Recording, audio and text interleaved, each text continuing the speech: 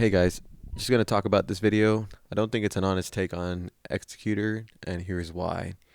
He literally says that his problem is that his kit doesn't synergize with each other, and then goes on to describe how it goes against his archetype and lists the Raider as an example.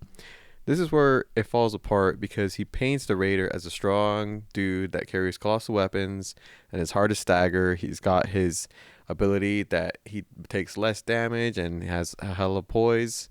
And then he paints the Executor as the debuff guy with the bad passive. And I quote, and playstyle are kind of basic, still derives some benefit from it. The Executor does not. His skills do not let him lean into his unique playstyle, and they suck.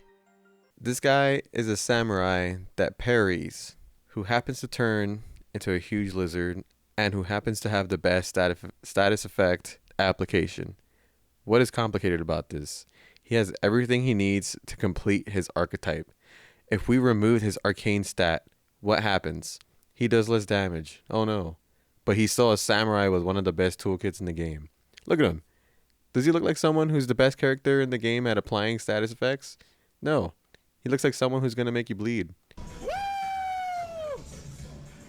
Time to bleed. Anything else is a bonus. The rest of the time, he basically just talks about the passive being bad and this idea that he is supposed to be a debuff monster. Sure, yeah, the passive is bad. Sure. To me, the passives aren't why I play characters. The archetype is why I play it. But returning to the argument, sure.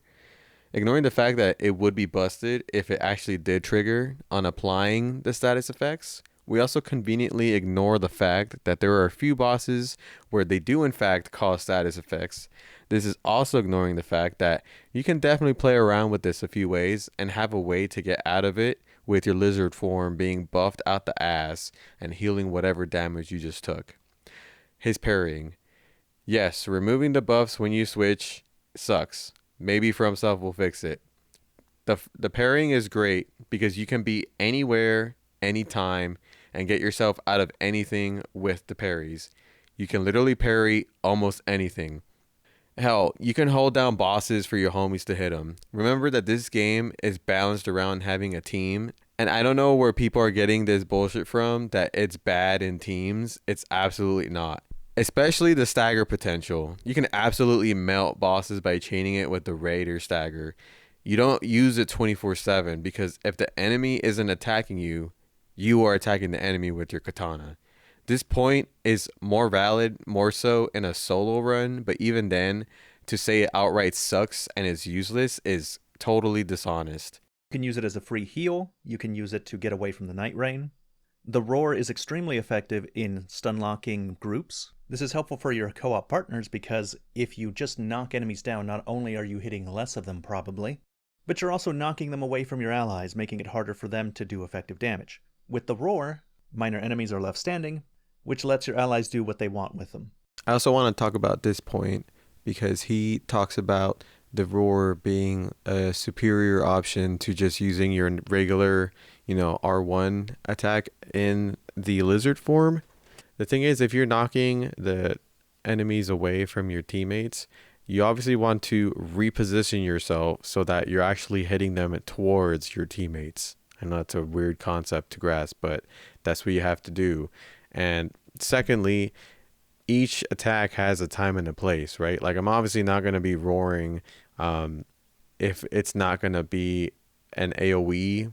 Like, I'm not trying to hit multiple enemies, or unless I'm trying to heal myself with that relic. Obviously, each attack has a specific purpose because the Tree Sentinel is extremely susceptible, not just to the heavy attacks, but the light R1 attacks. They just stagger him really easy and you just lock him down. So I don't understand this kind of nitpick with the R1 attack. I think it's excellent, and it's part of the reason why I play this class, because this form is excellent. It's very good. Also, we're acting like if we don't have the Raiders ult literally fucking up the field and hiding enemies inside the block, or Iron Eye pushing enemies back too. It's not really a good point here, but he also doesn't say much further about the lizard form. I just wanted to clear that up. The biggest strength of Executor that nobody has mentioned or really talks about is that he can literally tackle anything that gets thrown at him. He has a great health pool. He has great DPS. He can tank some hits and parry those hits. And he can self heal. And this is also including his lizard form. He doesn't have to have mad poise to compensate for his slow attacks. He doesn't have to rely on a shield to survive infinitely. He doesn't have to be a glass cannon to do good damage. He doesn't have to position himself all that well. He doesn't need summons. He doesn't need extra dodges. He doesn't need a get out of jail free card. Every tool he could need to survive a shitstorm, he has. He basically can carry by himself. He's a powerhouse. If you have the skill.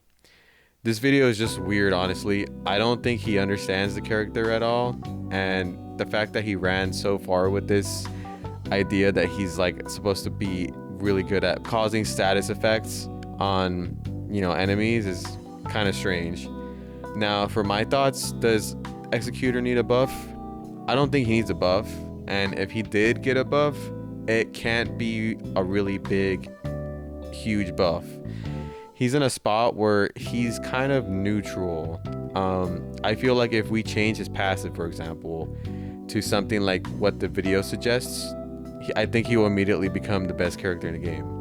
It feels like with any change that we give him that would be positive, it's going to sway him into the OP territory rather than him being more or less balanced. Does that make sense? We just have to be careful buffing him because I think he's already really good. Could he be better? Yeah, sure, but I think we should focus on the other Nightfarers to bring them up to speed. Executor is not really in need of anything besides quality of life stuff.